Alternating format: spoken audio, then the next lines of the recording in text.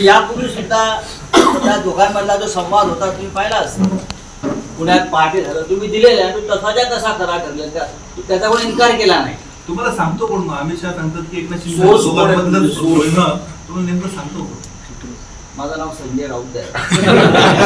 संजय महाभारतात जो सगळं चित्र डोळ्यात आणि कानात साठवून आम्हाला सुद्धा आमचे सुद्धा लोक आहेत ना, आणि ते महत्वाचेच लोक आहेत आणि ती उत्तर फार इंटरेस्टिंग आहे.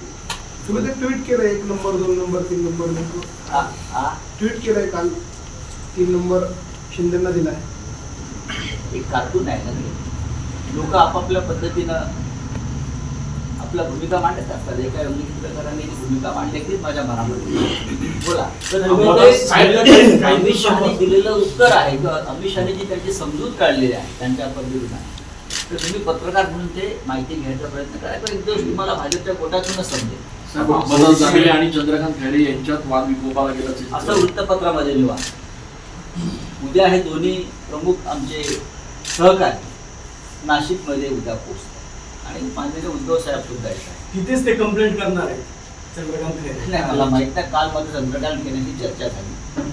त्यांचं फोन होता नाशिकला येण्यासंदर्भात आणि त्यांनी काही गोष्टी माझ्या कानावर घातल्या आणि त्यांनी उद्धवजींच्या कानावर. पण उद्या आता असं की या पक्षांतर्गत काही जर गोष्टी असतील आणि त्या वृत्तपत्रातून दिसत आहेत, तर आम्ही आमचे पक्ष प्रमुख जे आहेत ते सक्षम आहे. कालचा सामना जो त्याच्यावर चंद्रशेखर बावनकुळेंनी टीका केली तुमच्यावरती की संजय राऊतांचं किंवा सामन्यातलं सध्याचं जे ठिकाण आहे ते उद्धव ठाकरेंना राजकीय दृष्ट्या संपवण्याचा डाव आहे का? आजचा पण ते अग्रलेख वाचायला पाहिजे. त्यांनी कालचा ते अजून ते 72 तास मागे आहेत जीवनात त्यांच्या.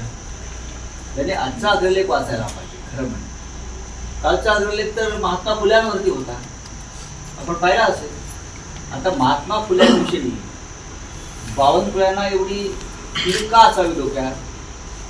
महात्मा फुल्यांचा विचार मी सामनामध्ये मांडला. आणि आरबी न्यूजसाठी मलिक शेख, नाशिक.